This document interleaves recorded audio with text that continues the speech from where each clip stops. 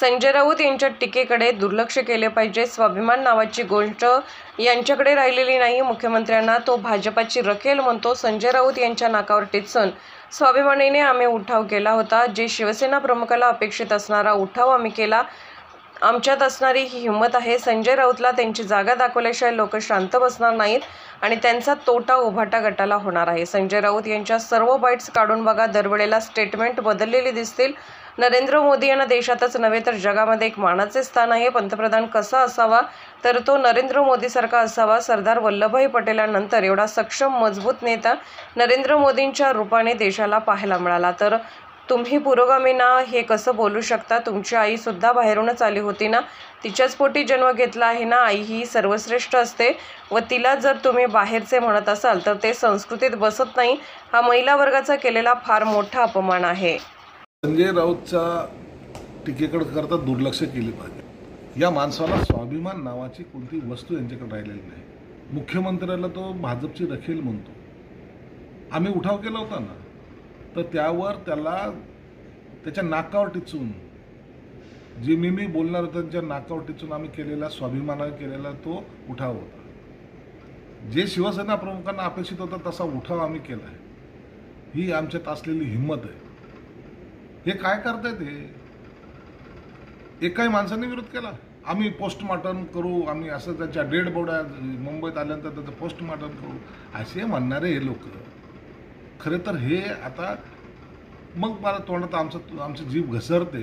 हे भडवेगिरी करायला लागले आणि आता यांनी ही भडवेगिरीची लाईन जी सुरू केलेली आहे ना, यामुळे हे बोलत आहेत. आणि हे सर्वसामान्य शिवसैनिकाला किंवा महाराष्ट्राच्या जनतेला पसंत नाही. ही संस्कृती महाराष्ट्राची नाही. म्हणून संजय राऊतला त्याची जागा दाखवल्याशिवाय लोक सुद्धा गप्प बसणार नाहीत आणि त्याचा सगळ्यात मोठा जो लॉस जो होणार आहे तो उबाटा गटाला होणार आहे. यांचे सगळं बाईट काढून पहा ना. हे दर वेळेला स्टेटमेंट बदलणारी जी अवलाद जी आहे ना, यांच्या सगळ्यांच्या बाईट्स काढून पहा. मोदी साहेब काय आहेत हे देशाला सांगणारे हे जे लोक होते त्यांना आता खोटं ठरवत आहेत. यांना असं वाटतं की आम्ही बोललो तर त्याच्यामुळं जनता आमचं ऐकेल. परंतु मोदी साहेबाला देशातच नव्हे तर जगामध्ये एक मानाचं स्थान निर्माण झालेलं आहे.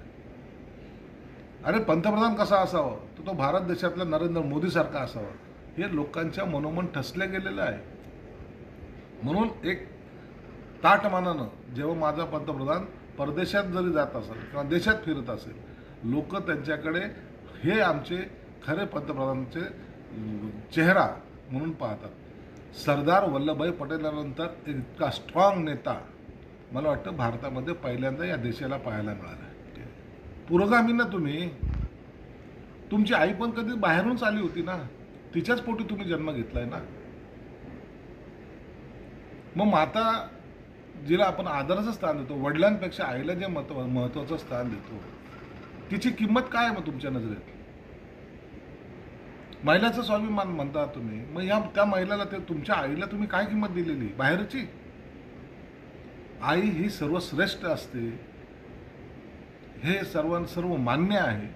तिला जर तुम्ही आज उपरे म्हणत असाल, बाहेरची म्हणत असाल, मला वाटतं हे संस्कृतीत बसत नाही. म्हणून ह्या महिला वर्गाचा केलेला फार मोठा अपमान आहे. मी जिच्या पोटी जन्म घेतला, माझी आई ही बाहेरून चाललेली आहे ना. म्हणजे ती माझ्या कुटुंबाची सदस्य नाही का? ती होणारच नाही. कधी तिला मी त्या दृष्टिकोन पाहणारच नाही.